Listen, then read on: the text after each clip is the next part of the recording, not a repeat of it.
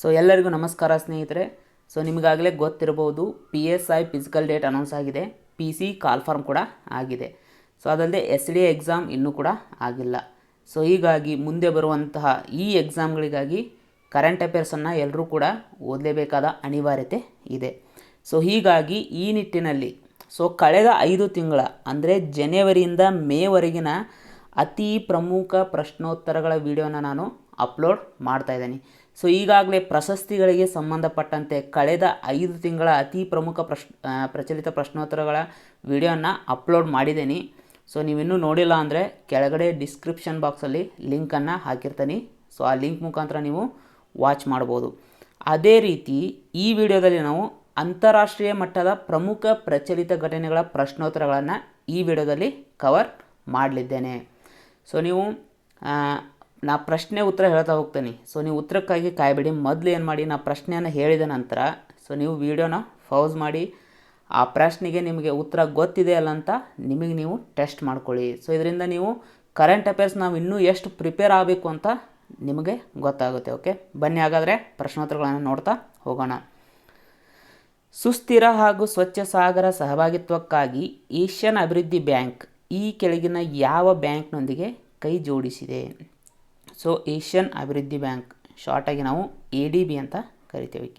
So ಈ bank ಸುಸ್ಥಿರ ಹಾಗೂ ಸ್ವಚ್ಛ ಸಾಗರ ಸಹಭಾಗಿತ್ವಕ್ಕಾಗಿ ಯುರೋಪಿಯನ್ ಇನ್ವೆಸ್ಟ್ಮೆಂಟ್ ಬ್ಯಾಂಕ್ನೊಂದಿಗೆ ಕೈ ಜೋಡಿಸಿದೆ. ಮೋಸ್ಟ್ ಇಂಪಾರ್ಟೆಂಟ್, ಇದರ ಉದ್ದೇಶ ಏನಂದರೆ ಈ ಏಷ್ಯಾ ಮತ್ತು ಪೆಸಿಫಿಕ್ ರೇಂಜ್, ಸೊ ಏಷ್ಯಾ ಖಂಡ ಮತ್ತು ಈ ಪೆಸಿಫಿಕ್ ಸಾಗರ ವಲಯಗಳಲ್ಲಿ ವಿಶ್ವಸಂಸ್ಥೆಯ ಏನು ಸುಸ್ಥಿರ ಗುರಿಗಳಿದ್ದಾವೆ, ಸೊ ಅವುಗಳನ್ನು ಸಾಧಿಸುವ ನಿಟ್ಟಿನಲ್ಲಿ ಇವೆರಡು ಬ್ಯಾಂಕ್ಗಳು ಕಾರ್ಯಪ್ರವೃತ್ತ ಆಗಲಿವೆ. ಮೋಸ್ಟ್ ಇಂಪಾರ್ಟೆಂಟ್ ಕ್ವಶನ್ ಇದು. ಓಕೆ, ಸೊ ಹಾಗಾದರೆ ಏಷ್ಯನ್ ಡೆವಲಪ್ಮೆಂಟ್ ಬ್ಯಾಂಕ್ ಬಗ್ಗೆ ಪದೇ ಪದೇ ಪ್ರಶ್ನೆಗಳನ್ನು GK ತರಹದ ಪ್ರಶ್ನೆಗಳನ್ನು ಕೇಳ್ತಾ ಇರ್ತಾರೆ. ಸೊ ಏಷ್ಯನ್ ಡೆವಲಪ್ಮೆಂಟ್ ಬ್ಯಾಂಕ್ ಸ್ಥಾಪನೆಯಾಗಿದ್ದು 1966 ಡಿಸೆಂಬರ್ 19ರಂದು.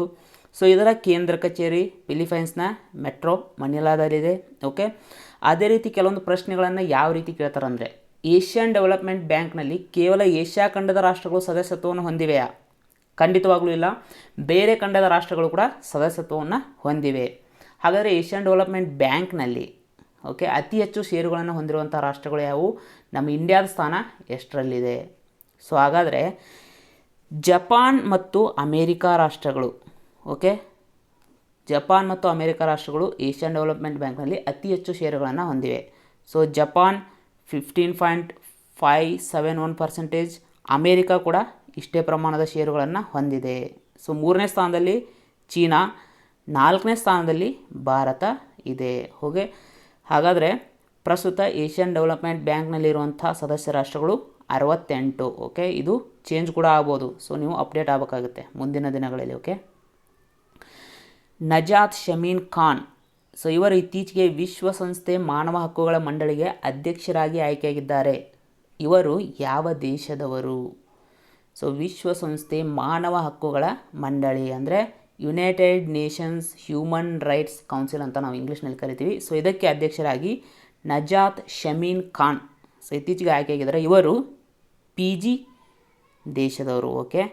ಸೊ PG ದೇಶದವರು. ಹಾಗಾದರೆ PG ದೇಶ ಎಲ್ಲಿ ಕಂಡುಬರುತ್ತೆ ಅಂತ ನಮ್ಗೆ ಗೊತ್ತಿರಬೇಕಾಗುತ್ತೆ. ಸೊ ನಿಮಗೆ ಆಸ್ಟ್ರೇಲಿಯಾ ಎಲ್ಲಿ ಕಂಡುಬರುತ್ತೆ ಅಂತ ನಿಮಗೆ ಗೊತ್ತಿರುತ್ತೆ. ಸೊ ಆಸ್ಟ್ರೇಲಿಯಾ ಪಕ್ಕದಲ್ಲಿ ಇಲ್ಲಿ ಕಂಡುಬರೋದೇ ನಿಮಗೆ PG ದೇಶ. ಹಾಗಾದರೆ PG ದೇಶ ಯಾವ ಸಾಗರದಲ್ಲಿ ಕಂಡುಬರುತ್ತೆ? ಪೆಸಿಫಿಕ್ ಸಾಗರದಲ್ಲಿ. ಸೊ ಈ ಕ್ವಶನನ್ನು ಕೇಳುವಂಥ ಪ್ರಮುಖ ಉದ್ದೇಶ ಕೂಡ ಇದೆ. ಹಾಗಾದರೆ ಈ PG ದೇಶದ ಸಾಧನೆ ಏನಪ್ಪ ಅಂದರೆ, ಸೊ ಈ ವಿಶ್ವಸಂಸ್ಥೆ ಮಾನವ ಹಕ್ಕುಗಳ ಮಂಡಳಿಗೆ ಅಧ್ಯಕ್ಷರಾಗಿ ಆಯ್ಕೆಯಾದಂಥ ಮೊಟ್ಟ ಮೊದಲ ಪೆಸಿಫಿಕ್ ಸಾಗರದಲ್ಲಿ ಕಂಡುಬರುವಂತಹ ದ್ವೀಪ ರಾಷ್ಟ್ರ. ಸೊ ಹಾಗಾದರೆ ಈ PG ದೇಶದ ರಾಜಧಾನಿ ಸುವಾ. ಸೊ ಅದರ ಕರೆನ್ಸಿ PGN ಡಾಲರ್.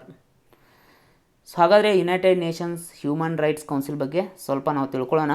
ಸೊ ಇದು ರಚನೆಯಾಗಿದ್ದು 2006ರಲ್ಲಿ. ಸೊ ಇದು ಒಟ್ಟು 47 ಸದಸ್ಯರನ್ನು ಹೊಂದಿರುತ್ತೆ.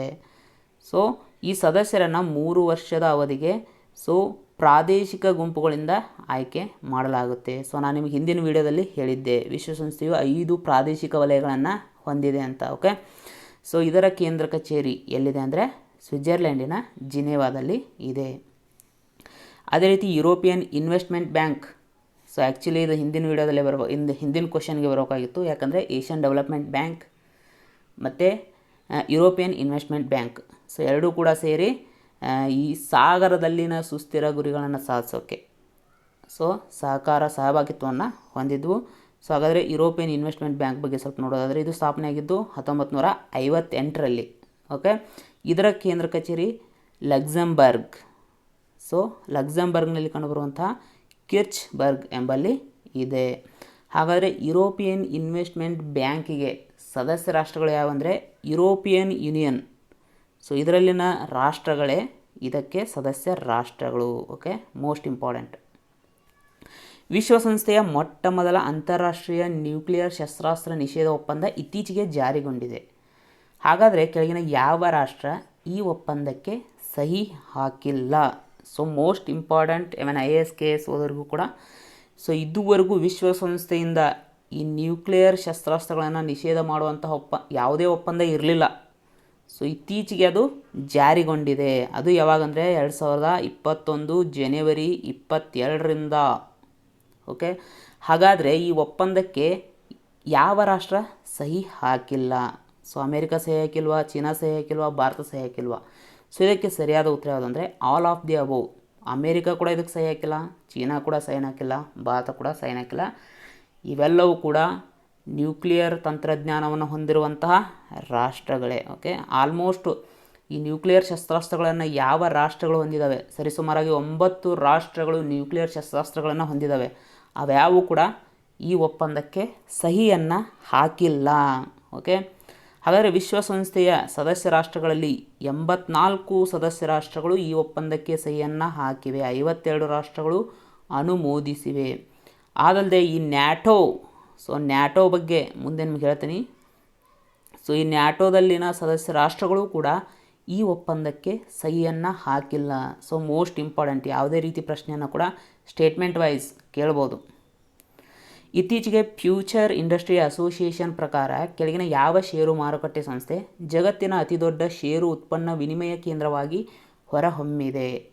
ಸೊ ಫ್ಯೂಚರ್ ಇಂಡಸ್ಟ್ರಿ ಅಸೋಸಿಯೇಷನ್ ಅನ್ನೋದು ಇದೊಂದು ಅಮೇರಿಕಾ ಮೂಲದ ಕಂಪನಿ. ಓಕೆ, ಸೊ ಇದರ ಪ್ರಕಾರ ಜಗತ್ತಿನ ಅತಿದೊಡ್ಡ ಷೇರು ಉತ್ಪನ್ನ ವಿನಿಮಯ ಕೇಂದ್ರ ಯಾವುದಂದರೆ NSE, national stock exchange. Okay, ಇದು ನಮ್ಮ ಭಾರತದ್ದು. ಸೊ ನಮಗೊಂದು ಹೆಮ್ಮೆ ಅಂತ ಹೇಳ್ಬೋದು. ಅಂದರೆ ನಮ್ಮ ಭಾರತದಲ್ಲಿನ ಷೇರು ವಿನಿಮಯ ಕೇಂದ್ರ ಎಷ್ಟು ಮುಂದುವರಿತಾ ಇದೆ ಅಂದರೆ ಸೊ ಅದು ನಮಗೆ ಹೆಮ್ಮೆನೇ. ಸೊ ಹಾಗಾದರೆ ರಾಷ್ಟ್ರೀಯ ಷೇರು ವಿನಿಮಯ ಕೇಂದ್ರ national stock exchange of India ಇದು ಸ್ಥಾಪನೆ ಆಗಿದ್ದು 1992ರಲ್ಲಿ. ಇದರ ಕೇಂದ್ರ ಕಚೇರಿ ಮುಂಬೈನಲ್ಲಿ ಇದೆ. ಓಕೆ, ಇದೊಂದು ಕೆಲವೊಂದು ಸೂಚಿಗಳನ್ನು ಬಿಡುಗಡೆ ಮಾಡುತ್ತೆ. Nifty 50, Nifty next 50, Nifty 500. Okay, ಕೇಳ್ಬೋದು. ಸೊ ಕೆಳಗಿನವುಗಳಲ್ಲಿ ಯಾವುದನ್ನು NSE ಹೊರಡಿಸುವುದಿಲ್ಲ ಅಥವಾ ಬಿಡುಗಡೆಗೊಳಿಸುವುದಿಲ್ಲ ಅಂತ. ಸೊ 4 ಆಪ್ಷನ್ ಕೊಟ್ಟು ಅದರಲ್ಲಿ ಯಾವುದಾದ್ರೂ ಒಂದು ಬೇರೆದನ್ನು ತಂದು ಹಾಕ್ಬೋದು. ಓಕೆ, ಕೆಳಗಿನ ಯಾವ ಸಂಸ್ಥೆಯು 2020ನೇ ವರ್ಷವನ್ನು ದಾಖಲೆಯ ಅತ್ಯಂತ ಕೆಟ್ಟ ವರ್ಷ ಅಂತ ಹೆಸರಿಸಿದೆ? ಸೊ ನಿಮ್ಗೆ ಈಗಾಗಲೇ ಗೊತ್ತಿದೆ 2020ನೇ ವರ್ಷ ಯಾಕೆ ಅತ್ಯಂತ ಕೆಟ್ಟ ವರ್ಷ ಅಂತ. ಅದರ ಬಗ್ಗೆ ನಾನು ಸ್ಪೆಷಲಾಗಿ ಹೇಳೋ ಅವಶ್ಯಕತೆ ಇಲ್ಲ. ಸೊ 2020ನ್ನು ದಾಖಲೆಯ ಅತ್ಯಂತ ಕೆಟ್ಟ ವರ್ಷ ಅಂತ ಹೆಸರಿಸಿದಂಥ ಸಂಸ್ಥೆ ಯಾವುದಂದರೆ United Nations World Tourism Organization. ಪಾಪ ಇದು ರೊಚ್ಚಿಗೆದ್ದುಬಿಟ್ಟಿದೆ. ಯಾಕಂದರೆ 2020ರಲ್ಲಿ ಬಹುತೇಕ ಈ ಟೂರಿಸಮ್ ವಲಯ ಏನಾಗಿತ್ತು ಅಂದರೆ ಕ್ಲೋಸ್ ಆಗಿತ್ತು. ಯಾಕಂದರೆ ದೇಶದಿಂದ ದೇಶಕ್ಕೆ ಪ್ರಯಾಣಿಕರಿಗೆ ನಿರ್ಬಂಧಗಳನ್ನು ವಿಧಿಸಲಾಗಿತ್ತು, ವಿಮಾನ ಸಂಚಾರ ಬಂದಾಗಿತ್ತು. ಸೊ ಹೀಗಾಗಿ ಟೂರಿಸಮ್ಗೆ ದೊಡ್ಡ ಹೊಡೆತ ಬಿದ್ದಿತ್ತು.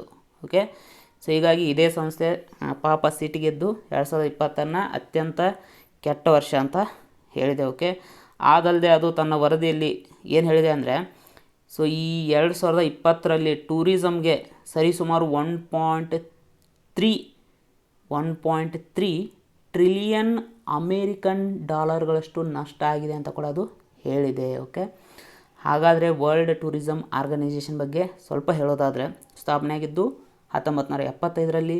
ಕೇಂದ್ರ ಕಚೇರಿ ಸ್ಪೇನಿನ ಮ್ಯಾಡ್ರಿಡ್. ಓಕೆ, ಇದೊಂದು ವಿಶ್ವಸಂಸ್ಥೆಯ ವಿಶೇಷ ನಿಯೋಗಿಯಾಗಿ ಕಾರ್ಯನಿರ್ವಹಿಸುತ್ತೆ. ಸೊ ಇದನ್ನು ಯಾಕೆ ಹೇಳ್ತಾನೆ ಅಂದರೆ ನಿಮಗೆ ಆಪ್ಷನಲ್ಲಿ ನಿಮಗೆ ಕೊಡ್ಬೋದು. ವರ್ಲ್ಡ್ ಟೂರಿಸಮ್ ಆರ್ಗನೈಜೇಷನ್ ಒಂದು ಸ್ವತಂತ್ರ ಸಂಸ್ಥೆ ಅಂತ ಕೊಟ್ಬಿಡ್ತಾರೆ. ಸೊ ಅದು ಸ್ವತಂತ್ರ ಸಂಸ್ಥೆ ಅಲ್ಲ, ವಿಶ್ವಸಂಸ್ಥೆಯ ಅಡಿಯಲ್ಲಿ ಕಾರ್ಯನಿರ್ವಹಿಸುವಂಥ ಒಂದು ವಿಶೇಷ ನಿಯೋಗಿ. ಓಕೆ, ಅದಲ್ಲದೆ ಕೆಲವೊಬ್ಬರು ಕನ್ಫ್ಯೂಷನ್ ಮಾಡ್ಕೊತಾರೆ, WTO world trade organisation. Okay, ಎರಡು ಕೂಡ ಸೇಮ್ ಅನಿಸುತ್ತೆ. ಸೊ ವರ್ಲ್ಡ್ ಟ್ರೇಡ್ ಆರ್ಗನೈಜೇಷನ್ ಕೇಂದ್ರ ಕಚೇರಿಯಲ್ಲಿದೆ ಸ್ವಿಟ್ಜರ್ಲ್ಯಾಂಡಿನ ಜಿನೇವಾದಲ್ಲಿದೆ, ಮೋಸ್ಟ್ ಇಂಪಾರ್ಟೆಂಟ್. ಓಕೆ, ಕೆಳಗಿನ ಯಾವ ದೇಶವು ಜಗತ್ತಿನ ಅತಿ ದೊಡ್ಡ ಕಡಲ ತೀರದ ವಿಂಡ್ ಫಾರ್ಮನ್ನು ಸ್ಥಾಪಿಸಲು ನಿರ್ಧರಿಸಿದೆ?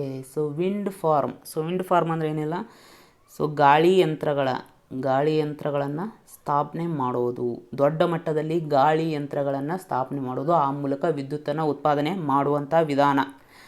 ಸೊ ಹಾಗಾದರೆ ಜಗತ್ತಿನ ಅತಿ ದೊಡ್ಡ ಕಡಲ ತೀರದ ವಿಂಡ್ ಫಾರ್ಮನ್ನು ಸ್ಥಾಪನೆ ಮಾಡೋಕ್ಕೆ ಯಾವ ದೇಶ ನಿರ್ಧರಿಸಿದೆ ಅಂದರೆ ದಕ್ಷಿಣ ಕೊರಿಯಾ. ಓಕೆ, ಸೊ ಇದಕ್ಕೆ ಅದು ಹೆಸರು ಕೂಡ ಇಟ್ಟಿದೆ ಗ್ರೀನ್ ನ್ಯೂ ಡೀಲ್. ಸೊ ಇದರ ಅಡಿಯಲ್ಲಿ ಈ ದೊಡ್ಡ ವಿಂಡ್ ಫಾರ್ಮನ್ನು ಸ್ಥಾಪನೆ ಮಾಡಲಿದೆ. ಪ್ರಶ್ನೆಯನ್ನು ಈ ಥರ ಕೂಡ ಕೇಳ್ಬೋದು, ಇತ್ತೀಚೆಗೆ ಸುದ್ದಿಯಲ್ಲಿರುವಂತಹ ಗ್ರೀನ್ ನ್ಯೂ ಡೀಲ್ ಯಾವ ದೇಶಕ್ಕೆ ಸಂಬಂಧಿಸಿದೆ? ಓಕೆ, ಅದಲ್ಲದೆ ದಕ್ಷಿಣ ಕೊರಿಯಾ ಒಂದು ಗುರಿಯನ್ನು ಕೂಡ ಹಾಕ್ಕೊಂಡಿದೆ. ಇದನ್ನು ಕೂಡ ಪ್ರಶ್ನೆಯಲ್ಲಿ ಕೇಳ್ತಾರೆ, ಏನಂದರೆ ದಕ್ಷಿಣ ಕೊರಿಯಾ ರಾಷ್ಟ್ರವು 2050 ಒಳಗಾಗಿ ಕಾರ್ಬನ್ ನ್ಯೂಟ್ರಾಲಿಟಿ ಟಾರ್ಗೆಟನ್ನು ಹೊಂದಿದೆ. ಅಂದರೆ ಕಾರ್ಬನ್ ತಟಸ್ಥ ರಾಷ್ಟ್ರವಾಗಿ ಹೊರ ಹೊಮ್ಮಲಿದೆ ಅಂತ ಟಾರ್ಗೆಟನ್ನು ಹಾಕ್ಕೊಂಡಿದೆ 2050ರಲ್ಲಿ. ಓಕೆ, ಹಾಗಾದರೆ ದಕ್ಷಿಣ ಕೊರಿಯಾದ ರಾಜಧಾನಿ ಯಾವುದಪ್ಪ ಅಂದರೆ ಸಿಯಾಲ್. ಸೊ ದಕ್ಷಿಣ ಕೊರಿಯಾದ ಕರೆನ್ಸಿ ಮೋಸ್ಟ್ ಇಂಪಾರ್ಟೆಂಟ್ $1. ಓಕೆ, ಅದೇ ರೀತಿ ದಕ್ಷಿಣ ಕೊರಿಯಾದ ಪ್ರಸ್ತುತ ಅಧ್ಯಕ್ಷರು ಮೂನ್ ಜೆ. ಓಕೆ, ಎಲ್ಲವನ್ನು ಕೂಡ ಎಕ್ಸಾಮಲ್ಲಿ ಕೇಳ್ಬೋದು.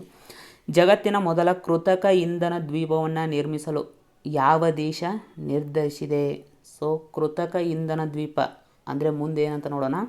ಸೊ ಇದನ್ನು ನಿರ್ಮಿಸೋಕೆ ಯಾವ ದೇಶ ನಿರ್ಧರಿಸಿದೆ ಅಂದರೆ ಡೆನ್ಮಾರ್ಕ್. ಓಕೆ, ಎಲ್ಲಿ ಅಂದರೆ ಉತ್ತರ ಸಮುದ್ರ.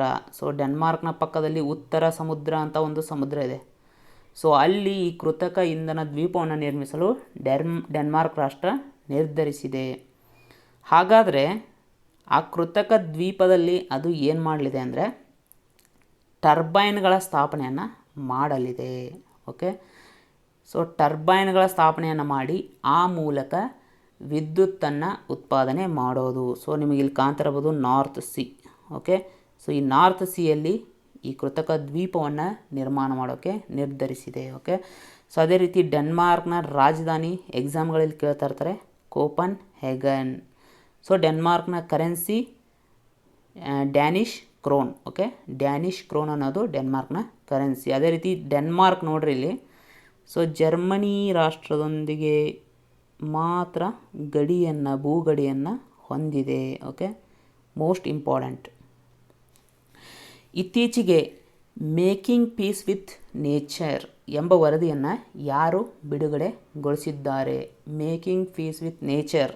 ಓಕೆ, ಸೊ ನೇಚರ್ ಅಂದರೆ ಈ ನೇಚರಿಗೆ ಸಂಬಂಧಪಟ್ಟಂತಹ ಒಂದು ಸಂಸ್ಥೆನೇ ಈ ವರದಿಯನ್ನು ಬಿಡುಗಡೆ ಮಾಡಿರುತ್ತೆ. ಸೊ ಆ ಸಂಸ್ಥೆ ಯಾವುದಂದರೆ United Nations Environment Programme. Okay, ಅದಲ್ಲದೆ ಈ ವರದಿಯಲ್ಲಿ ಪ್ರಮುಖವಾಗಿ ಏನು ಹೇಳಿದೆ ಅಂದರೆ ಸೊ ಈ ಎನ್ವೈರ್ಮೆಂಟ್ ಡಿಗ್ರೇಡೇಷನ್ ಅಂದರೆ ಪರಿಸರ ನಾಶವನ್ನು ಏನು ಮಾಡ್ತಾ ಇದ್ದೀವಿ ಅದು ಮನುಷ್ಯನ ಆರೋಗ್ಯದ ಮೇಲೆ 3 ಪಟ್ಟು ಹೆಚ್ಚು ಪರಿಣಾಮವನ್ನು ಬೀರ್ತಾ ಇದೆ.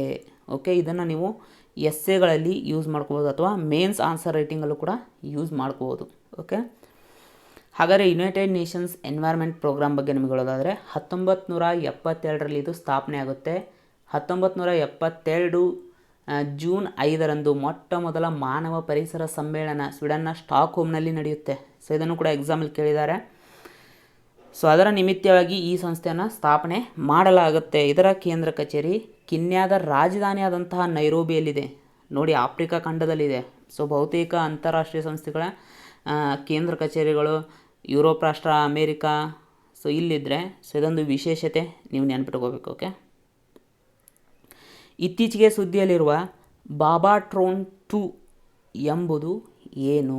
So most important. Okay, so ಇತ್ತೀಚೆಗೆ ಸುದ್ದಿಯಲ್ಲಿರುವಂಥ ಬಾಬಾಟ್ರೋನ್ 2 ಎಂಬುದು ಇದೊಂದು ಕೋವಿಡ್ ಲಸಿಕೆಯನ್ನು ಅಥವಾ ಪತಂಜಲಿ ಕಂಪನಿಯ ಆಯುರ್ವೇದ ಔಷಧಿನ, ಅಥವಾ ಕ್ಯಾನ್ಸರ್ ಚಿಕಿತ್ಸೆ ಯಂತ್ರನ, ಅಥವಾ ಇದೊಂದು ಉಡಾವಣೆ ರಾಕೆಟ.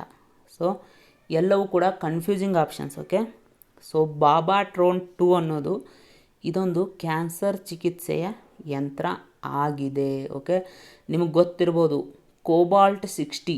ಸೊ ಕೋಬಾಲ್ಟ್ 60ಯನ್ನು ನಾವು ಕ್ಯಾನ್ಸರ್ನ ಚಿಕಿತ್ಸೆಯಲ್ಲಿ ಬಳಸ್ತೀವಿ. ಈ ಕೋಬಾಲ್ಟ್ 60 ಥೆರಪಿಯನ್ನು ಬಳಸ್ಕೊಂಡು ಕ್ಯಾನ್ಸರ್ಗೆ ಟ್ರೀಟ್ಮೆಂಟ್ ಕೊಡೋಕ್ಕೆ ಈ ಯಂತ್ರವನ್ನು ರೆಡಿ ಮಾಡಿದ್ದಾರೆ. ಸೊ ಅದು ಕೂಡ ಯಾರು? ಸೊ ನಮ್ಮ ಇಂಡಿಯಾದ ಸಂಸ್ಥೆನೇ. ಓಕೆ, ಯಾವುದಂದರೆ ಬಾಬಾ ಅಟೋಮಿಕ್ ರಿಸರ್ಚ್ ಸೆಂಟರ್. ಸೊ ಇದಕ್ಕಾಗಿ ಇದರ ಹೆಸರಲ್ಲಿ ಬಾಬಾ ಅಂತಿದೆ. ಈ ರೀತಿಯಾಗಿ ನೀವು ನೆನ್ಪಿಟ್ಕೋಬೋದು.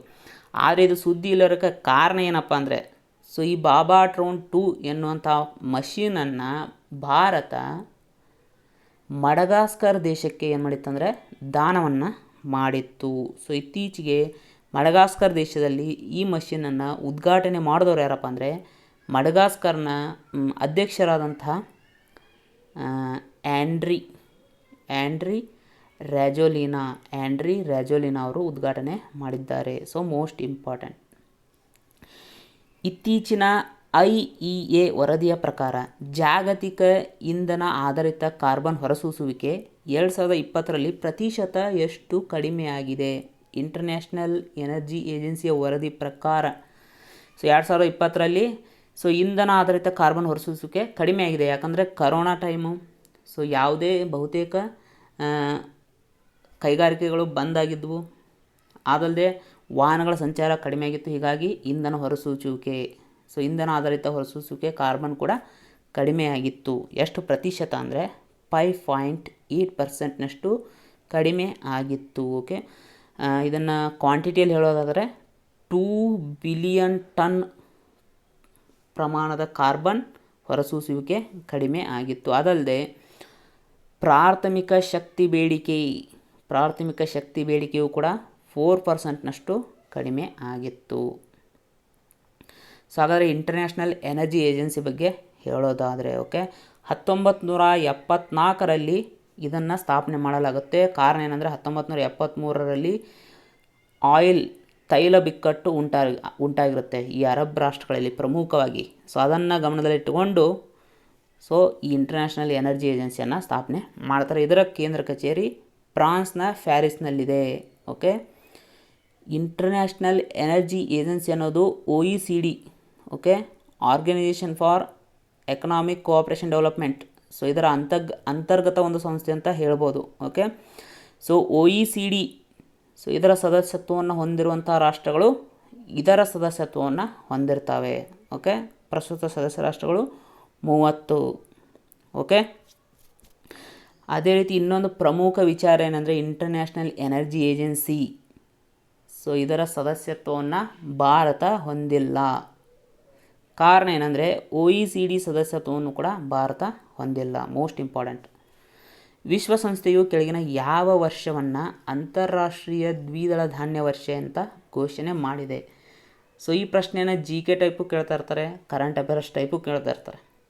ಹೀಗಾಗಿ ಇದು ಮೋಸ್ಟ್ ಇಂಪಾರ್ಟೆಂಟ್ ಕ್ವಶನ್. ಓಕೆ, ಯಾವ ವರ್ಷವನ್ನು ಅಂತಾರಾಷ್ಟ್ರೀಯ ದ್ವಿದಳ ಧಾನ್ಯ ವರ್ಷ ಅಂತ ಘೋಷಣೆ ಮಾಡಿದೆಯಪ್ಪ ಅಂದರೆ 2023. ಈ ಥರ ಘೋಷಣೆ ಮಾಡಬೇಕು ಅಂತ ಭಾರತವು ಕೂಡ ವಿಶ್ವಸಂಸ್ಥೆಯನ್ನು ಒತ್ತಾಯ ಮಾಡಿತ್ತು. ಅದೇ ರೀತಿ ಈ ನಿಟ್ಟಿನಲ್ಲಿ ಭಾರತ 2018 ಓಕೆ 2018ನೇ ರಾಷ್ಟ್ರೀಯ ದ್ವಿದಳ ಧಾನ್ಯ ವರ್ಷ ಅಂತ ಘೋಷಣೆ ಮಾಡಿತ್ತು. ಓಕೆ, ಹಾಗಾದರೆ ಇತರ ಅಂತಾರಾಷ್ಟ್ರೀಯ ವರ್ಷಗಳ ಬಗ್ಗೆ ನೋಡೋದಾದರೆ ಮೋಸ್ಟ್ ಇಂಪಾರ್ಟೆಂಟ್. ಓಕೆ, ಸೊ 2023 ಅಂತಾರಾಷ್ಟ್ರೀಯ ದ್ವಿದಳ ಧಾನ್ಯ ವರ್ಷ ಅಂತ ಘೋಷಣೆ ಮಾಡಿದ್ದಾರೆ. ಅದೇ ರೀತಿ 2022 ಅಂತಾರಾಷ್ಟ್ರೀಯ ಗ್ಲಾಸ್ ವರ್ಷ. ಅದೇ ರೀತಿ 2022 ಮತ್ತೊಂದು ವರ್ಷವಾಗಿ ಘೋಷಣೆ ಮಾಡಿದ್ದಾರೆ. ಏನಂದರೆ International Year of Artisanal Fisheries and Aquaculture. ಅಂದರೆ ಇದನ್ನು ಕನ್ನಡದಲ್ಲಿ ಹೇಳ್ಬೇಕಂದ್ರೆ ಕುಶಲ ಮೀನುಗಾರರು ಮತ್ತು ಜಲ ಸಾಕಾಣಿಕೆಯ ಅಂತಾರಾಷ್ಟ್ರೀಯ ವರ್ಷ. ಸೊ ಇದನ್ನು ಕೂಡ 2022. ಇನ್ನು 2021 ನೋಡಿ ಕ್ಲೀನಾಗಿ ಗಮನಿಸಬೇಕು, ಒಂದಕ್ಕೊಂದು ಕನ್ಫ್ಯೂಷನ್ ಆಗಬಾರ್ದು. 2021 ಅಂತಾರಾಷ್ಟ್ರೀಯ ಶಾಂತಿ ಮತ್ತು ನಂಬಿಕೆ ವರ್ಷ ಅಂತ ಘೋಷಣೆ ಮಾಡಿದ್ದಾರೆ. ಅದೇ ರೀತಿ ಅಂತಾರಾಷ್ಟ್ರೀಯ ಸೃಜನಶೀಲ ಆರ್ಥಿಕತೆ ಅಂದರೆ ಅಂತಾರಾಷ್ಟ್ರೀಯ ಸುಸ್ಥಿರ ಅಭಿವೃದ್ಧಿಗಾಗಿ ಸೃಜನಶೀಲ ಆರ್ಥಿಕತೆ ವರ್ಷ ಅಂತ ಘೋಷಣೆ ಮಾಡಿದ್ದಾರೆ. ಅದೇ ರೀತಿ ಅಂತಾರಾಷ್ಟ್ರೀಯ ಹಣ್ಣುಗಳು ಮತ್ತು ತರಕಾರಿಗಳ ವರ್ಷ ಅಂತ ಕೂಡ 2021 ಘೋಷಣೆ ಮಾಡಿದ್ದಾರೆ. ಅದೇ ರೀತಿ 2021 ಅಂತಾರಾಷ್ಟ್ರೀಯ ಬಾಲ ಕಾರ್ಮಿಕತೆ ನಿರ್ಮೂಲನೆಯ ವರ್ಷ ಅಂತ ಕೂಡ ಘೋಷಣೆ ಮಾಡಿದ್ದಾರೆ. ಅದೇ ರೀತಿ 2020 ಸೊ ಅಂತಾರಾಷ್ಟ್ರೀಯ ಭೂಮಿ ಆರೋಗ್ಯ ವರ್ಷ, ಪ್ಲ್ಯಾಂಟ್ ಹೆಲ್ತ್, ಓಕೆ ಅಂತಾರಾಷ್ಟ್ರೀಯ ಸಸ್ಯಗಳ ಆರೋಗ್ಯದ ವರ್ಷ ಅಂತ ಘೋಷಣೆ ಮಾಡಿದ್ದಾರೆ. ಅದೇ ರೀತಿ ಅಂತಾರಾಷ್ಟ್ರೀಯ ನರ್ಸ್ಗಳ ವರ್ಷ ಅಂತ ಕೂಡ 2020 ಘೋಷಣೆ ಮಾಡಿದ್ದಾರೆ. ಹಾಗಾದರೆ 2019 ಅಂತಾರಾಷ್ಟ್ರೀಯ ಸ್ಥಳೀಯ ಭಾಷೆಗಳ ವರ್ಷ ಅಂತ ಘೋಷಣೆ ಮಾಡಿದರು. ಸೊ ಇವಿಷ್ಟು ಕೂಡ ಎಕ್ಸಾಮಲ್ಲಿ ಕೇಳುವಂಥ ಚಾನ್ಸಸ್ ಇದೆ. ಜಗತ್ತಿನ ಮೊದಲ ಪ್ಲಾಟಿಪಸ್ ವನ್ಯಜೀವಿ ಧಾಮವು ಎಲ್ಲಿ ತಲೆ ಎತ್ತಲಿದೆ? ಸೊ ಜಗತ್ತಿನ ಮೊದಲ ಪ್ಲಾಟಿಪಸ್ ವನ್ಯಜೀವಿ ಧಾಮ ಆಸ್ಟ್ರೇಲಿಯಾದಲ್ಲಿ ತಲೆ ಎತ್ತಲಿದೆ. ಸೊ ನಿಮ್ಗೆ ಗೊತ್ತಿರ್ಬೋದು ಪ್ಲಾಟಿಪಸ್ ಬಗ್ಗೆ ಎಕ್ಸಾಮಲ್ಲೂ ಕೂಡ GK ಟೈಪ್ ಪ್ರಶ್ನೆನ ಕೇಳಿದ್ದಾರೆ. ಏನಂದರೆ ಸೊ ಪ್ಲಾಟಿಪಸ್ ಇದೊಂದು ಮೊಟ್ಟೆ ಇಡುವಂಥ ಸಸ್ತನಿ ಪ್ರಭೇದ ಆಗಿದೆ. ಅಂದರೆ ಸಸ್ತನಿಗಳು ಇಂಗ್ಲೀಷ್ನಲ್ಲಿ ಮ್ಯಾಮಲ್ಸ್ ಅಂತ ಕರಿತೀವಿ. ಓಕೆ, ಸಸ್ತನಿಗಳು ಸಾಮಾನ್ಯವಾಗಿ ಮರಿ ಹಾಕ್ತವೆ, ಆದರೆ ಈ ಪ್ಲಾಟಿಪಸ್ ಒಂದು ಸಸ್ತನಿಯಾಗಿ ಮೊಟ್ಟೆಯನ್ನು ಇಡುತ್ತೆ. ಓಕೆ, ಹಾಗಾದರೆ ಈ ಪ್ಲಾಟಿಪಸ್ಗಳಿಗಾಗಿ ಈ ಆಸ್ಟ್ರೇಲಿಯಾ ಯಾಕೆ ವನ್ಯಜೀವಿ ಧಾಮವನ್ನು ಸ್ಥಾಪನೆ ಮಾಡ್ತಾ ಇದೆ ಅಂದರೆ ನಿಮ್ಗೆ ಗೊತ್ತಿರ್ಬೋದು 2019-20 ಸಾಲಿನಲ್ಲಿ ಆಸ್ಟ್ರೇಲಿಯಾದ ಕಾಡುಗಳಿಗೆ ಬೆಂಕಿ ಹತ್ತಿಕೊಂಡು ಎಷ್ಟೋ ಕಾಡು ನಾಶ ಆಗಿತ್ತು. ಸೊ ಅದರಿಂದಾಗಿ ಈ ಪ್ಲಾಟಿಪಸ್ ಪ್ರಾಣಿ ಪ್ರಭೇದವು ಕೂಡ ಸೊ ಬಹುತೇಕ ನಾಶ ಆಗುವಂಥ ಸ್ಥಿತಿಯಲ್ಲಿದೆ. ಹೀಗಾಗಿ ಅವನು ಕಾಪಾಡಬೇಕು ಅಂತ ಸೊ ಈ ತೀರ್ಮಾನವನ್ನು ಆಸ್ಟ್ರೇಲಿಯಾ ಕೈಗೊಂಡಿದೆ. ಸೊ ಹಾಗಾದರೆ ನಿಮಗೊಂದು ಪ್ರಶ್ನೆ, ಸೊ ಆಸ್ಟ್ರೇಲಿಯಾದ ರಾಜಧಾನಿ ಯಾವುದು ಮತ್ತು ಆಸ್ಟ್ರೇಲಿಯಾದ ಪ್ರಸ್ತುತ ಪ್ರಧಾನಿ ಯಾರು? ಸೊ ನಿಮ್ಮ ಉತ್ತರವನ್ನು ಕಮೆಂಟ್ ಬಾಕ್ಸಲ್ಲಿ ಕಮೆಂಟ್ ಮಾಡಿ. ಓಕೆ, FATF ಇತ್ತೀಚೆಗೆ ಪಾಕಿಸ್ತಾನವನ್ನು ಯಾವ ಪಟ್ಟಿಯಲ್ಲಿ ಮುಂದುವರಿಸಿದೆ? Financial action tasking force, FATF. So ಇದು ಪಾಕಿಸ್ತಾನವನ್ನು ಯಾವ ಪಟ್ಟಿಯಲ್ಲಿ ಮುಂದುವರಿಸಿದೆ? ಸೊ ಪಾಕಿಸ್ತಾನದ ಮೇಲೆ ಸಿಟ್ಟಿರೋರು ಸೊ ಮೊದಲ ಆಪ್ಷನ್ ಬ್ಲ್ಯಾಕ್ ಲಿಸ್ಟ್ ಅಂತಿದೆ. ಸೊ ಬ್ಲ್ಯಾಕ್ ಲಿಸ್ಟಿಗೆ ಹಾಕಿಬಿಡೋಣ ಅಂತ ನೀವು ಆನ್ಸರನ್ನು ಹಾಕಿಬಿಡಿ. ಸೊ ಯಾಕಂದರೆ FATF ಇತ್ತೀಚೆಗೆ ಪಾಕಿಸ್ತಾನವನ್ನು ಗ್ರೇ ಲಿಸ್ಟ್ನಲ್ಲಿ ಅಂದರೆ ಕಂದು ಪಟ್ಟಿಯಲ್ಲಿ ಮುಂದುವರೆಸಿದೆ. ಓಕೆ, ಮೊದಲೇದಾಗಿ ಸೊ FATFನ ಕಾರ್ಯ ಏನಂತ ನಾವು ತಿಳ್ಕೊಳ್ಳೋಣ. ಸೊ ಸಾಮಾನ್ಯವಾಗಿ ಹಣದ ಕಳ್ಳ ಸಾಗಾಣಿಕೆ ಆಗಿರ್ಬೋದು ಅಥವಾ ಈ ಉಗ್ರಗಾಮಿಗಳಿಗೆ ಹಣಕಾಸಿನ ಸಹಾಯವನ್ನು ನೀಡೋದಾಗಿರ್ಬೋದು, ಇವನ್ನ ತಡೆಗಟ್ಟೋದೇ ಈ FATF ಸಂಸ್ಥೆಯ ಪ್ರಮುಖ ಉದ್ದೇಶ. ಪಾಕಿಸ್ತಾನದ ಬಗ್ಗೆ ನಿಮಗೆ ಗೊತ್ತೇ ಇದೆ. ಸೊ ಅದು ಒಳಗೊಳಗೆ ಉಗ್ರಗಾಮಿಗಳನ್ನು ಪೋಷಣೆ ಮಾಡ್ತಾ ಇರುವಂತಹ ರಾಷ್ಟ್ರ. ಸೊ ಅದಕ್ಕೆ ಇತ್ತೀಚೆಗೆ FATF ಏನು ಮಾಡಿತ್ತು, ಪಾಕಿಸ್ತಾನಕ್ಕೆ ವಾರ್ನಿಂಗನ್ನು ಕೊಟ್ಟಿತ್ತು. ಸರಿಸುಮಾರು 30 ಕಾರ್ಯಗಳನ್ನು ಹಮ್ಮಿಕೋಬೇಕು ಅಂತ. ಆದರೆ ಪಾಕಿಸ್ತಾನ ಏನು ಮಾಡಿತ್ತು, ಕೇವಲ 3 ಕಾರ್ಯಗಳನ್ನು ಕಂಪ್ಲೀಟ್ ಮಾಡಿತ್ತು, ಇನ್ನೂ 27 ಕಾರ್ಯಗಳನ್ನು ಕಂಪ್ಲೀಟ್ ಮಾಡಿರಲಿಲ್ಲ. ಸೊ ಹೀಗಾಗಿ ಗ್ರೇ ಲಿಸ್ಟ್ನಲ್ಲೇ ಮುಂದುವರಿಸಲಾಗಿದೆ. ಮೋಸ್ಟ್ ಇಂಪಾರ್ಟೆಂಟ್ ಪ್ರಶ್ನೆ ಈ ಥರ ಕೇಳ್ಬೋದು, ಬ್ಲ್ಯಾಕ್ ಲಿಸ್ಟ್ ಮತ್ತು ಗ್ರೇ ಲಿಸ್ಟ್ಗಳು ಪದೇ ಪದೇ ಸುದ್ದಿಯಲ್ಲಿರುತ್ತವೆ. ಓಕೆ, ಇವು ಯಾವ ಸಂಸ್ಥೆಗೆ ಸಂಬಂಧಿಸಿವೆ? ಸೊ ಈ ಥರ ಕೂಡ ಪ್ರಶ್ನೆಯನ್ನು ಕೇಳ್ಬೋದು. ಓಕೆ, ಹಾಗಾದರೆ ಜೂನ್ ತಿಂಗಳು 2021 ಪಾಕಿಸ್ತಾನವನ್ನು ಗ್ರೇ ಪಟ್ಟಿಯಲ್ಲಿ ಮುಂದುವರಿಸಲಾಗಿದೆ. ಹಾಗಾದರೆ ಗ್ರೇ ಪಟ್ಟಿಯಲ್ಲಿದ್ದರೆ ಏನು ಲಾಸು? ಓಕೆ, ಗ್ರೇ ಪಟ್ಟಿಯಲ್ಲಿದ್ದರೆ ಏನು ಲಾಸಪ್ಪ ಅಂದರೆ ಈ ಅಂತಾರಾಷ್ಟ್ರೀಯ ಹಣಕಾಸು ಸಂಸ್ಥೆಗಳು ಯಾವುವು, IMF ಇಂಟರ್ನ್ಯಾಷನಲ್ ಮಾನಿಟರಿ ಫಂಡ್ ಆಗಿರ್ಬೋದು, ವರ್ಲ್ಡ್ ಬ್ಯಾಂಕ್ ಆಗಿರ್ಬೋದು, ಏಷ್ಯನ್ ಡೆವಲಪ್ಮೆಂಟ್ ಬ್ಯಾಂಕ್ ಆಗಿರ್ಬೋದು, ಇಂತಹ ಬ್ಯಾಂಕ್ಗಳಿಂದ ಹಣಕಾಸಿನ ಸಹಾಯವನ್ನು ಪಡೆಯೋಕ್ಕೆ ಸಾಧ್ಯ ಆಗಲ್ಲ ಈ ಪಟ್ಟಿಯಲ್ಲಿರುವಂಥ ರಾಷ್ಟ್ರಗಳಿಗೆ. ಓಕೆ, ಹಾಗಾದರೆ ಫೈನಾನ್ಷಿಯಲ್ ಆ್ಯಕ್ಷನ್ ಟಾಸ್ಕ್ ಫೋರ್ಸ್ ಬಗ್ಗೆ ನಾವು ಹೇಳೋದಾದರೆ ಇದು ಸ್ಥಾಪನೆಯಾಗಿದ್ದು 1989 ಇದೊಂದು ಅಂತರ್ ಸರ್ಕಾರಿ ಸಂಸ್ಥೆ. G7 ರಾಷ್ಟ್ರಗಳು ಸೇರಿಕೊಂಡು ಇದನ್ನು ಸ್ಥಾಪನೆ ಮಾಡೋಕ್ಕೆ ಕಾರಣ ಆಗಿದ್ದಾವೆ. ಸೊ ಇದರ ಕೇಂದ್ರ ಕಚೇರಿ ಪ್ಯಾರಿಸ್ನಲ್ಲಿ ಇದೆ. ಓಕೆ, ಸೊ ಪ್ಯಾರಿಸ್ನಲ್ಲಿ OECD ಕೇಂದ್ರ ಕಚೇರಿ ಕೂಡ ಇದೆ, ಈಗಾಗಲೇ ಹೇಳಿದ್ದೇನೆ ನಿಮಗೆ. ಸೊ ಈಗಾಗಲೇ ಹೇಳ್ದಂಗೆ ಇದು ಬ್ಲ್ಯಾಕ್ ಲಿಸ್ಟ್ ಮತ್ತು ಗ್ರೇ ಲಿಸ್ಟ್ ಪಟ್ಟಿಯನ್ನು ಮಾಡುತ್ತೆ. ಪ್ರಸ್ತುತ 37 ಸದಸ್ಯ ರಾಷ್ಟ್ರನ ಹೊಂದಿದೆ. ಓಕೆ, ಇದನ್ನು ನೀವು ಅಪ್ಡೇಟ್ ಮಾಡ್ತಾ ಇರಬೇಕು. ಸೊ ಹಾಗಾದರೆ ಬ್ಲ್ಯಾಕ್ ಲಿಸ್ಟ್ನಲ್ಲಿ ಯಾವುದಾದ್ರೂ ರಾಷ್ಟ್ರಗಳು ಇದ್ದಾವೆ? ಗ್ರೇ ಲಿಸ್ಟ್ ನೋಡಿದಾಯಿತು, ಬ್ಲ್ಯಾಕ್ ಲಿಸ್ಟ್ನಲ್ಲಿ ಯಾವುದಾದ್ರೂ ರಾಷ್ಟ್ರಗಳಿದ್ದಾವೆ? ಖಂಡಿತವಾಗ್ಲೂ ಇದ್ದಾವೆ, 2 ರಾಷ್ಟ್ರ. ಸೊ ಅದು ಯಾವುದಂದರೆ ಒಂದು ಇರಾನ್ ಮತ್ತೊಂದು ನಾರ್ತ್ ಕೊರಿಯಾ, ಉತ್ತರ ಕೊರಿಯಾ. ಗೊತ್ತಿರ್ಬೋದು, ಉತ್ತರ ಕೊರಿಯಾದಲ್ಲಿ ಒಬ್ಬ ಫೇಮಸ್ ಸರ್ವಾಧಿಕಾರಿ ಯಾರು? Kim Jong Un. ಇತ್ತೀಚೆಗೆ ಅಂತಾರಾಷ್ಟ್ರೀಯ ಸೌರ ಒಕ್ಕೂಟಕ್ಕೆ ಸೇರಿದ ಯುರೋಪ್ ದೇಶ ಯಾವುದು? ಮೋಸ್ಟ್ ಇಂಪಾರ್ಟೆಂಟ್, ಯಾಕಂದರೆ ಅಂತಾರಾಷ್ಟ್ರೀಯ ಸೌರ ಒಕ್ಕೂಟ ಅನ್ನೋದು ನರೇಂದ್ರ ಮೋದಿಯವರ ಒಂದು ಕನಸು. ನರೇಂದ್ರ ಮೋದಿ ಮತ್ತು ಫ್ರಾನ್ಸ್ನ ಅಧ್ಯಕ್ಷರಾದಂಥ ಎಮಾನ್ಯುಯಲ್ ಮ್ಯಾಕ್ರನ್, ಇವರಿಬ್ಬರು ಸೇರಿಕೊಂಡು ಇದನ್ನು ಸ್ಥಾಪನೆ ಮಾಡಬೇಕು ಅಂತ ಆವಾಗ ಪ್ರಯತ್ನ ಪಟ್ಟಿದ್ರು, ಅದು ಸಕ್ಸಸ್ ಕೂಡ ಆದರು. ಇತ್ತೀಚೆಗೆ ಈ ಒಕ್ಕೂಟಕ್ಕೆ ಸೇರಿದಂಥ ಯುರೋಪ್ ದೇಶ ಯಾವುದಪ್ಪ ಅಂದರೆ ಇಟಲಿ. Most important. ಓಕೆ, ಅಂತಾರಾಷ್ಟ್ರೀಯ ಸೌರ ಒಕ್ಕೂಟದ ಬಗ್ಗೆ ಹೇಳೋಣ. ನಿಮ್ಗೆ ಗೊತ್ತಿರ್ಬೋದು, 2015ರಲ್ಲಿ ಪ್ಯಾರಿಸ್ ಸಮ್ಮೇಳನ ನಡೆದಿತ್ತು. ಓಕೆ, ಆ ಪ್ಯಾರಿಸ್ ಸಮ್ಮೇಳನದಲ್ಲಿ ಏನು ಮಾಡ್ತಾರಂದರೆ, ನಮ್ಮ ಭಾರತದ ಪ್ರಧಾನಿಗಳಾದ ನರೇಂದ್ರ ಮೋದಿ ಮತ್ತು ಫ್ರಾನ್ಸ್ನ ಅಧ್ಯಕ್ಷರಾದಂಥ ಎಮಾನ್ಯುಯಲ್ ಮ್ಯಾಕ್ರನ್ ಇಬ್ಬರು ಸೇರಿಕೊಂಡು ಈ ಅಂತಾರಾಷ್ಟ್ರೀಯ ಸೌರ ಒಕ್ಕೂಟವನ್ನು ಸ್ಥಾಪನೆ ಮಾಡಬೇಕು ಅಂತ ನಿರ್ಧಾರವನ್ನು ಕೈಗೊಳ್ತಾರೆ. ಹೀಗಾಗಿ ಸ್ಥಾಪನೆ ಮಾಡ್ಬೇಕಂತ ಕೇವಲ ಅವರಿಬ್ಬರೇ ಮಾಡೋಕ್ಕಾಗಲ್ಲ. ಅದಕ್ಕೆ ಇತರೆ ರಾಷ್ಟ್ರಗಳ ಸಹಕಾರ ಕೊಡಬೇಕಾಗುತ್ತೆ. ಅದಕ್ಕೆ ಕೆಲವೊಂದು ನಿಯಮಗಳನ್ನು ರೆಡಿ ಮಾಡಬೇಕಾಗುತ್ತೆ. ಹಾಗಾಗಿ ಕೆಲವೊಂದು ನಿಯಮಗಳನ್ನು ರೆಡಿ ಮಾಡಿ 2016ರಲ್ಲಿ ಮೊರಾಕ್ಕೊದ ಮರಾಕೆಶ್ ಎಂಬಲ್ಲಿ ಸಹಿಗಾಗಿ ತೆರೆದಿಡಲಾಯಿತು. ಯಾಕಂದರೆ ಕನಿಷ್ಠ ಇಂತಿಷ್ಟು ಅಂತ ರಾಷ್ಟ್ರಗಳು ಸೈನ್ ಹಾಕಬೇಕು, ಆವಾಗ ಅದು ಜಾರಿಗೆ ಬರುತ್ತೆ. ಕನಿಷ್ಠ ರಾಷ್ಟ್ರಗಳು ಸಹಿ ಹಾಕಿದ ಮೇಲೆ 2017ರಲ್ಲಿ ಅಂತಾರಾಷ್ಟ್ರೀಯ ಸೌರ ಒಕ್ಕೂಟ ಅಸ್ತಿತ್ವಕ್ಕೆ ಬಂದಿತು. ಒಂದು ಹೆಮ್ಮೆಯ ವಿಷಯ ಏನಪ್ಪ ಅಂದರೆ, ಇದರ ಕೇಂದ್ರ ಕಚೇರಿ ನಮ್ಮ ದೇಶದಲ್ಲಿ ಇದೆ, ಹರಿಯಾಣದ ಗುರುಗ್ರಾಮದಲ್ಲಿ. ಪ್ರಸ್ತುತ ಸದಸ್ಯ ರಾಷ್ಟ್ರಗಳು 121. ಮುಂಚೆ ಇನ್ನೊಂದು ಇಂಪಾರ್ಟೆಂಟ್ ಏನಂದರೆ, KS ಮತ್ತು IAS ಎಕ್ಸಾಮ್ ಬರೋರಿಗೆ ಯಾವ ರಾಷ್ಟ್ರಗಳು ಇದರ ಸದಸ್ಯತ್ವವನ್ನು ಪಡೆಯಬಹುದು, ಈ ಕುರಿತು ಪ್ರಶ್ನೆಯನ್ನು IAS ಎಕ್ಸಾಮಲ್ಲಿ ಕೇಳಿದ್ದಾರೆ. ಓಕೆ, ಈ ಕರ್ಕಾಟಕ ಸಂಕ್ರಾಂತಿ ವೃತ್ತ ಮತ್ತು ಮಕರ ಸಂಕ್ರಾಂತಿ ವೃತ್ತ ಇವೆರಡರ ನಡುವೆ ಬರುವಂತಹ ರಾಷ್ಟ್ರಗಳು ಇದಕ್ಕೆ ಜಾಯ್ನ್ ಆಗ್ಬೋದು ಅಂತ ಮೊದಲು ಹೇಳಲಾಗುತ್ತೆ. ಯಾಕಂದರೆ ಇವೆರಡು ವೃತ್ತಗಳ ನಡುವೆ ಬರುವಂಥ ರಾಷ್ಟ್ರಗಳು ಅತಿ ಹೆಚ್ಚು ಬಿಸಿಲನ್ನು ಪಡಿತಾವೆ. ಓಕೆ, ಹೀಗಾಗಿ ಈ ರಾಷ್ಟ್ರಗಳು ಭಾಗವಹಿಸಬೇಕು ಅಂತ ಸದಸ್ಯತ್ವವನ್ನು ಪಡಿಬೋದು ಅಂತ ಇತ್ತು.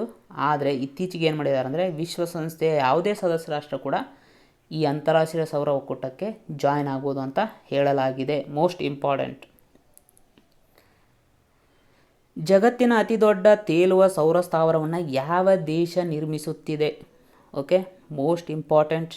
ಜಗತ್ತಿನ ಅತಿ ದೊಡ್ಡ ತೇಲುವ ಸೌರ ಸ್ಥಾವರವನ್ನು ಯಾವ ದೇಶ ನಿರ್ಮಿಸ್ತಾ ಇದೆ ಅಂದರೆ ಸಿಂಗಾಪುರ್. ನೋಡಿ, ಸಿಂಗಾಪುರ್ ಇರೋದೇ ಚಿಕ್ಕ ದೇಶ, ಆದರೆ ಜಗತ್ತಿನ ಅತಿ ದೊಡ್ಡ ತೇಲುವ ಸೌರ ಸ್ಥಾವರವನ್ನು ಸ್ಥಾಪನೆ ಮಾಡ್ತಾಯಿದೆ. ಓಕೆ, ಅಂದರೆ ಅದು ದೇಶ ಎಷ್ಟು ರಿಚ್ ಇರ್ಬೋದು ಅಂತ ನಾವಿಲ್ಲಿ ಗೆಸ್ ಮಾಡಬೇಕಾಗುತ್ತೆ. ಓಕೆ, ಹಾಗಾದರೆ ಎಲ್ಲಿ ಸ್ಥಾಪನೆ ಮಾಡಲಿದೆ? ಮೋಸ್ಟ್ ಇಂಪಾರ್ಟೆಂಟ್, ಮ್ಯಾಪ್ ಮೂಲಕ ನಾವು ನೋಡೋಣ. ಓಕೆ, ನಿಮಗಿಲ್ಲಿ ಜೋಹಾರ್ ಸ್ಟ್ರೇಟ್ ಅಂತ ಕಾಣ್ತಿದೆ, ಹೌದಾ? ಜೋಹಾರ್ ಜಲಸಂಧಿ ಅಂತ ಕನ್ನಡದಲ್ಲಿ ಕರಿತೀವಿ. ಇದು ಮಲೇಷ್ಯಾ ಮತ್ತು ಸಿಂಗಾಪುರ್ ರಾಷ್ಟ್ರಗಳನ್ನು ಬೇರ್ಪಡಿಸುವಂತಹ ಜಲಸಂಧಿ. ಮೋಸ್ಟ್ ಇಂಪಾರ್ಟೆಂಟ್, ಎಕ್ಸಾಮ್ಗಳಲ್ಲೂ ಕೂಡ ಕೇಳುವಂಥ ಸಾಧ್ಯತೆ ಇದೆ. ಈ ಜೋಹಾರ್ ಜಲಸಂಧಿಯಲ್ಲಿ ಈ ಜಗತ್ತಿನ ಅತಿ ದೊಡ್ಡ ತೇಲುವ ಸೌರ ಸ್ಥಾವರವನ್ನು ಸ್ಥಾಪನೆ ಮಾಡಬೇಕು ಅಂತ ಸಿಂಗಾಪುರ್ ನಿರ್ಧರಿಸಿದೆ. ಓಕೆ, ಅದೇ ರೀತಿ ಇನ್ನೊಂದು ಕೂಡ ನೋಡ್ಬೋದು, ಸಿಂಗಾಪುರನ್ನು ಇಂಡೋನೇಷ್ಯಾ ರಾಷ್ಟ್ರದಿಂದ ಬೇರ್ಪಡಿಸುವಂಥ ಜಲಸಂಧಿ ಯಾವುದಂದರೆ ಸ್ಟ್ರೇಟ್ ಆಫ್ ಸಿಂಗಾಪುರ್, ಅಂದರೆ ಸಿಂಗಾಪುರ್ ಜಲಸಂಧಿ ಇದರ ಹೆಸರಿನಲ್ಲೇ ಇದೆ. ಓಕೆ, ಮಲೇಷ್ಯಾ ಆದರೆ ಜೋಹಾರ್ ಸ್ಟ್ರೇಟ್, ಇಂಡೋನೇಷ್ಯಾ ಆದರೆ ಸಿಂಗಾಪುರ್ ಜಲಸಂಧಿ. Okay, most important. ವಿಶ್ವದ ಮೊದಲ ಹಡಗು ಸುರಂಗ ಮಾರ್ಗ, ಅದರ ಹೆಸರೇನಪ್ಪ ಅಂದರೆ ಸ್ಟ್ಯಾಡ್ ಶಿಪ್ ಟನಲ್. ಇದನ್ನು ಯಾವ ದೇಶದಲ್ಲಿ ನಿರ್ಮಿಸಲಾಗುತ್ತಿದೆ? ವಿಶ್ವದ ಮೊದಲ ಹಡಗು ಸುರಂಗ ಮಾರ್ಗ. Most important. ಈ ಬೆಟ್ಟ ಗುಡ್ಡಗಳನ್ನು ನಾವು ಕೊರೆದು ರಸ್ತೆಗಳನ್ನು ನಿರ್ಮಿಸಿದ್ದು ನೋಡಿದ್ದೀವಿ.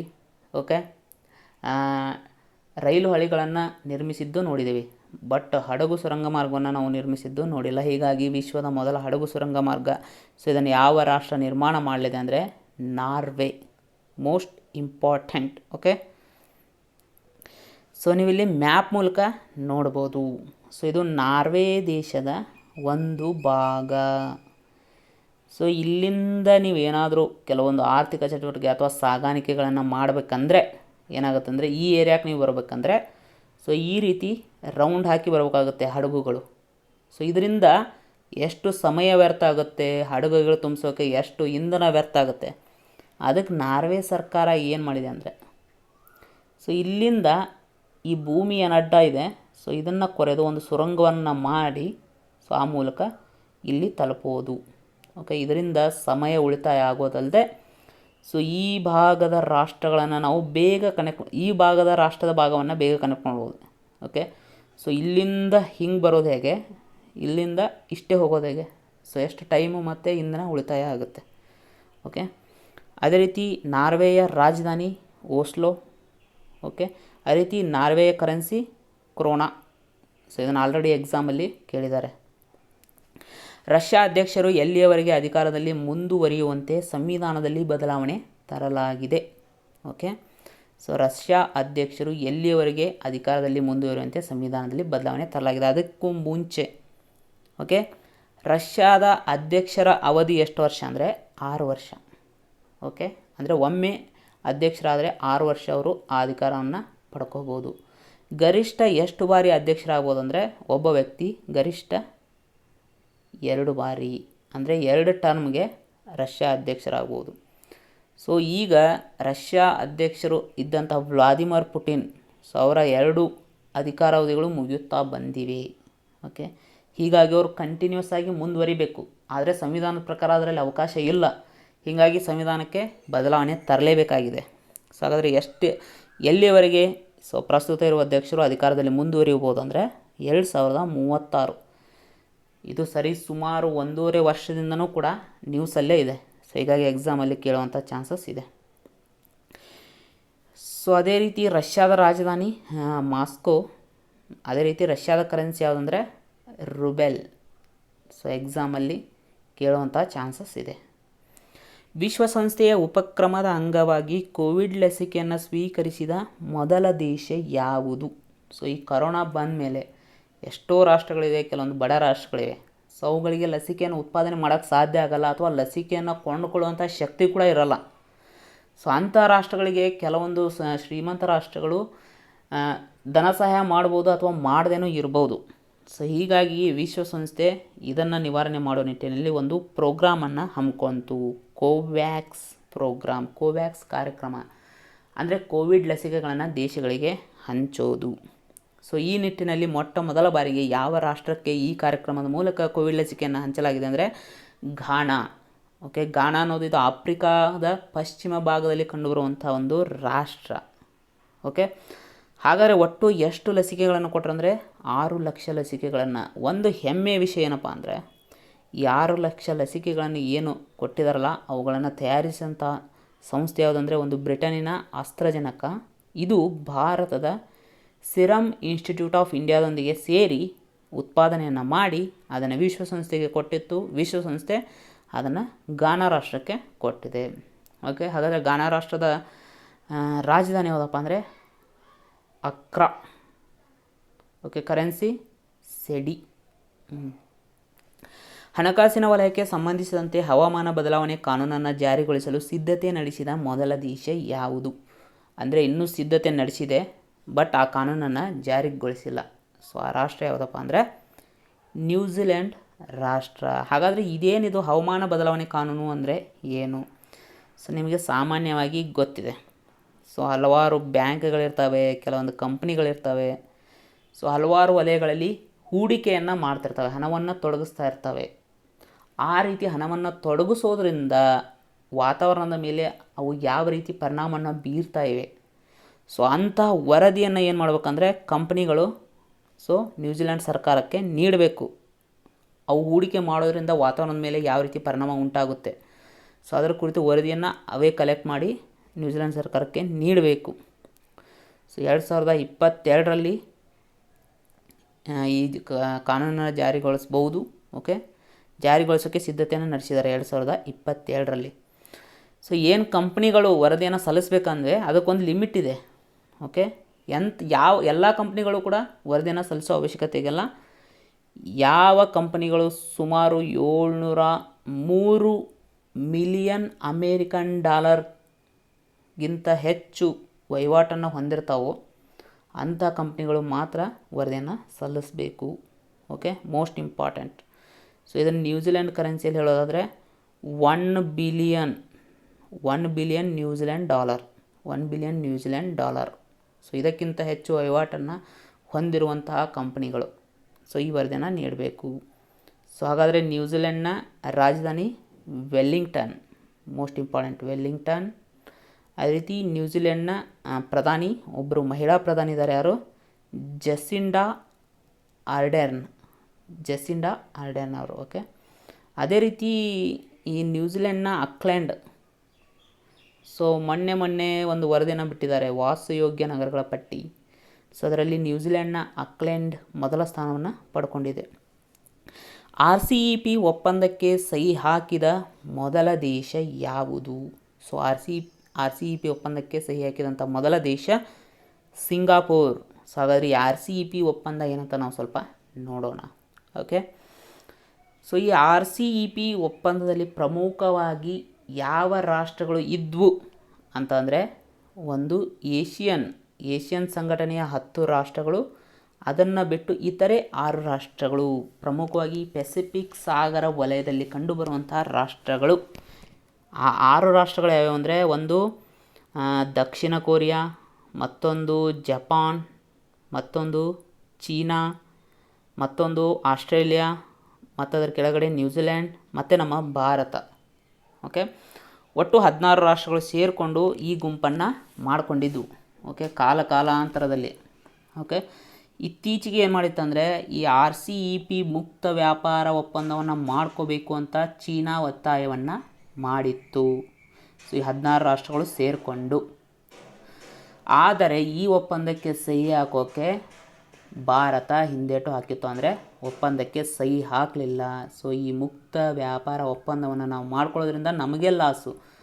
ಸೊ ಭಾರತದಲ್ಲಿ ಕೃಷಿಕರಿಗೆ ಲಾಸ್ ಆಗುತ್ತೆ, ಹೈನುಗಾರಿಕೆನ ನಂಬಿಕೊಂಡವರಿಗೆ ಲಾಸ್ ಆಗುತ್ತೆ, ಕೆಲವೊಂದು ಸ್ಥಳೀಯ ಕೈಗಾರಿಕೆಗಳಿಗೆ ಲಾಸ್ ಆಗುತ್ತೆ. ಯಾಕಂದರೆ ಮುಕ್ತ ವ್ಯಾಪಾರ ಅಂದರೆ ಏನಂದರೆ, ಯಾವುದೇ ಅಡೆತಡೆ ಇರೋಲ್ಲ ವ್ಯಾಪಾರಕ್ಕೆ. ಸೊ ಅತ್ಯಂತ ಕಡಿಮೆ ತೆರಿಗೆಯನ್ನು ವಿಧಿಸ್ತಾರೆ. ಆವಾಗ ವಿದೇಶಗಳ ದೊಡ್ಡ ಕಂಪ್ನಿಗಳು ಇಲ್ಲಿ ಬರ್ತಾವೆ. ಓಕೆ. ದೊಡ್ಡ ಕಂಪ್ನಿಗಳು ಇಲ್ಲಿ ಬಂದು ದೊಡ್ಡ ಮಟ್ಟದಲ್ಲಿ ಉತ್ಪಾದನೆ ಮಾಡಿ ಅತಿ ಕಡಿಮೆ ಬೆಲೆಗೆ ಮಾರ್ತವೆ.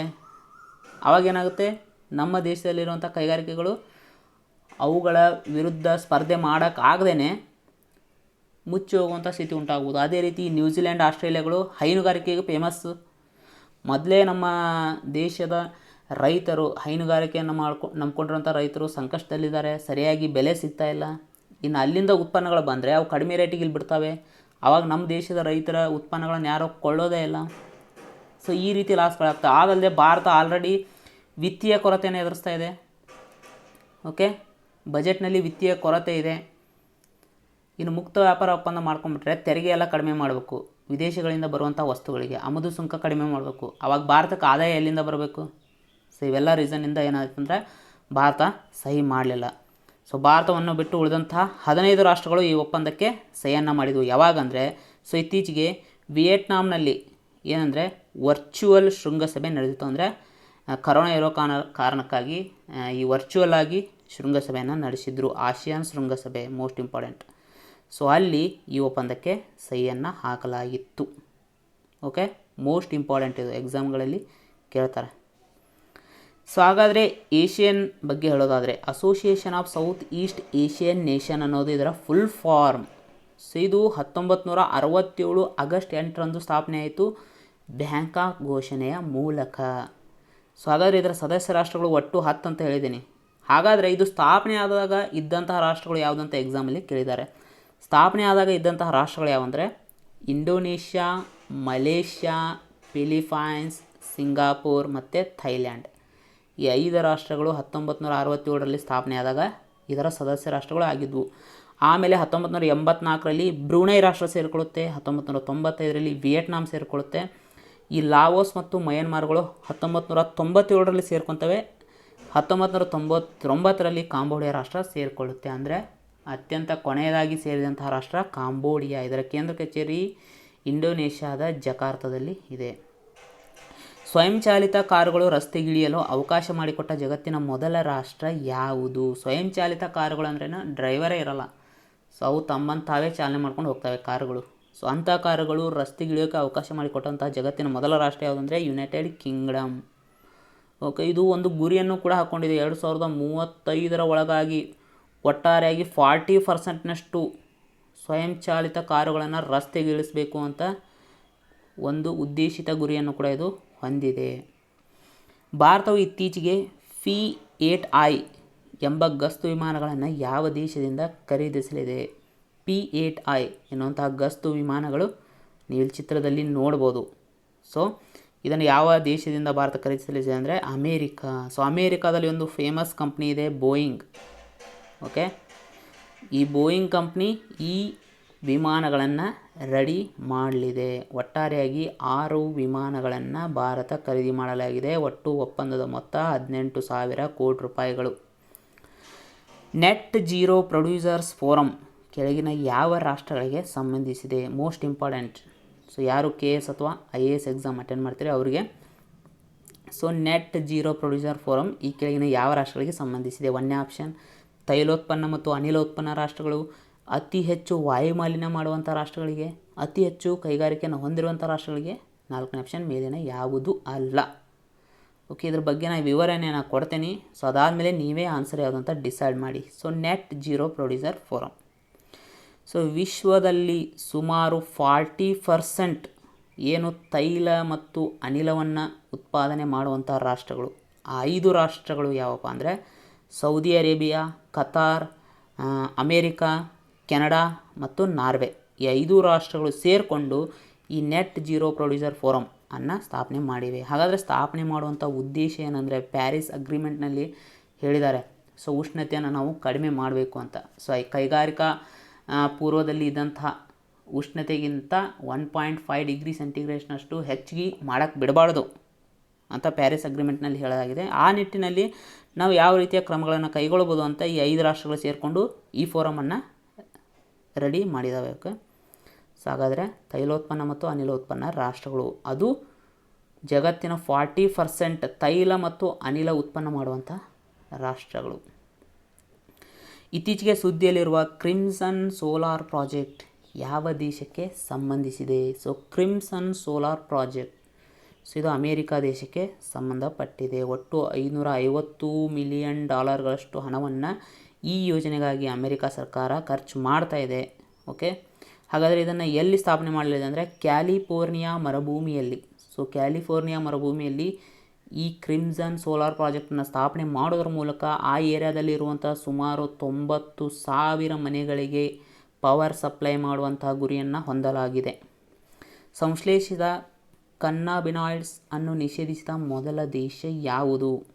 ಕನ್ನಾಬಿನಾಯ್ಡ್ಸ್ ಅನ್ನೋದು ಇದೊಂದು ಸಸ್ಯ ಜಾತಿ. ಸೊ ಈ ಸಸ್ಯ ಜಾತಿಯ ಮೂಲಕ ಕೆಲವೊಂದು ವಸ್ತುಗಳನ್ನು, ರಾಸಾಯನಿಕ ವಸ್ತುಗಳನ್ನು ಪಡೆಯುತ್ತಾರೆ. ಓಕೆ, ಆದರೆ ಇಲ್ಲಿ ಸಂಶ್ಲೇಷಿತ ಅಂದರೆ ಮಾನವ ನಿರ್ಮಿತ. ಸೊ ಕನ್ನಾಬಿನಾಯ್ಡ್ಸ್ ಸಸ್ಯಗಳಲ್ಲಿ ಏನು ರಾಸಾಯನಿಕ ವಸ್ತುಗಳು ದೊರೆತವೆ ಅವನ್ನ ನಾವು ಕೃತಕವಾಗಿ ತಯಾರಿಸೋದು. ಸೊ ಇಂತಹ ವಸ್ತುಗಳನ್ನು ನಿಷೇಧಿಸಿದಂತಹ ಮೊದಲ ದೇಶ ಯಾವುದಂದರೆ ಚೀನಾ.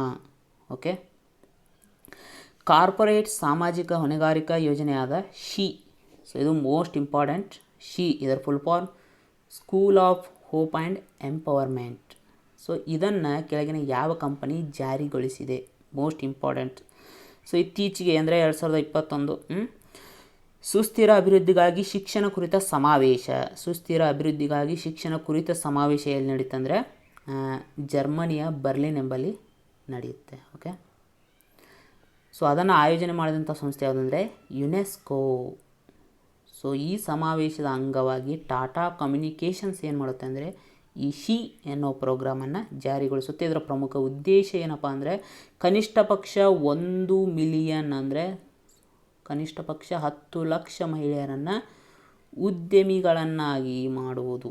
ಸೊ ಇದರ ಪ್ರಮುಖ ಗುರಿ. ಅದು ಎಲ್ಲಿಂದ ಅಂದರೆ ಈ ಸಣ್ಣ ನಗರಗಳಿಂದ ಅಂಥ ಮಹಿಳೆಯರನ್ನು ಆಯ್ಕೆ ಮಾಡಬೇಕು. ಸೊ ಹಾಗಾದರೆ ಯುನೆಸ್ಕೋ ಬಗ್ಗೆ ಹೇಳಬೇಕಂದ್ರೆ ಅದರ full form United Nations Educational, Scientific and Cultural Organization. Okay, ಸ್ಥಾಪನೆಯಾಗಿದ್ದು 1945ರಲ್ಲಿ. ಇದು ಒಂದು ವಿಶ್ವಸಂಸ್ಥೆಯ ವಿಶೇಷ ನಿಯೋಗಿ. ಕೇಂದ್ರ ಕಚೇರಿ ಪ್ಯಾರಿಸ್ ಅಂದರೆ ಫ್ರಾನ್ಸ್ನ ರಾಜಧಾನಿಯಾದ ಪ್ಯಾರಿಸ್ನಲ್ಲಿ ಇದೆ. ಇದರ ಪ್ರಸ್ತುತ ನಿರ್ದೇಶಕರು ಆಡ್ರೆ ಅಜೋಲೆ.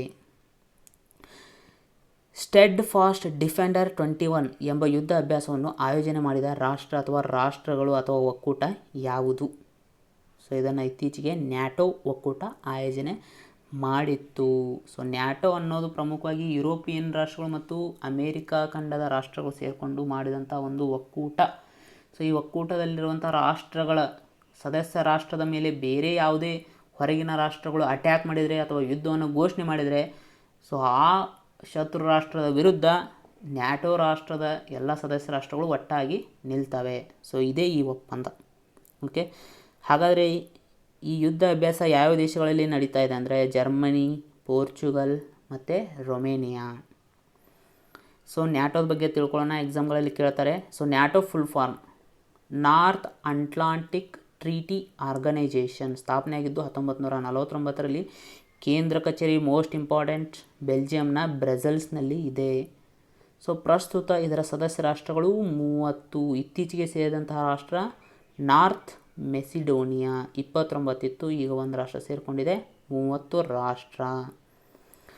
ಓಕೆ, ಸೊ ಇವಿಷ್ಟು ಅಂತಾರಾಷ್ಟ್ರೀಯ ಮಟ್ಟಕ್ಕೆ ಸಂಬಂಧಿಸಿದಂತಹ ಪ್ರಮುಖ ಪ್ರಚಲಿತ ಘಟನೆಗಳು. ಓಕೆ, ಸೊ ಮುಂದೆ ರಾಷ್ಟ್ರೀಯ ಮಟ್ಟಕ್ಕೆ ಸಂಬಂಧಿಸಪಟ್ಟಂತಹ ಪ್ರಮುಖ ಪ್ರಚಲಿತ ಘಟನೆಗಳ ವಿಡಿಯೋನು ಕೂಡ ನಾನು ಅಪ್ಲೋಡ್ ಮಾಡ್ತೀನಿ. ಸೊ ಈ ವಿಡಿಯೋ ನಿಮಗೆ ಇಷ್ಟ ಆದರೆ ಓಕೆ, ಸೊ ನಿಮ್ಮ ಸ್ನೇಹಿತರಿಗೂ ಕೂಡ ಶೇರ್ ಮಾಡಿ. ಯಾಕಂದರೆ ಸೊ ಶೇರ್ ಮಾಡೋದರಿಂದ ಅಥವಾ ಹಂಚಿಕೊಳ್ಳುವುದರಿಂದ ಹೆಚ್ಚಾಗುವಂತಹ ಏಕೈಕ ವಸ್ತು ಅಂದರೆ ಅದು ಜ್ಞಾನ ಮಾತ್ರ. ನೀವು ಹಣವನ್ನು ಹಂಚ್ಕೊಂಡ್ರೆ ಕಡಿಮೆ ಆಗುತ್ತೆ, ಆದರೆ ಜ್ಞಾನವನ್ನು ಹಂಚ್ಕೊಂಡ್ರೆ ಕಡಿಮೆ ಆಗಲ್ಲ, ಯಾವತ್ತೂ ಹೆಚ್ಚಾಗುತ್ತೆ. ಓಕೆ, ಮತ್ತೆ ನೆಕ್ಸ್ಟ್ ವಿಡಿಯೋದೊಂದಿಗೆ ಭೇಟಿಯಾಗೋಣ. ಸೊ ಅಲ್ಲಿವರೆಗೂ ಎಲ್ಲರೂ ಟೇಕ್ ಕೇರ್, ಬಾಯ್ ಬಾಯ್.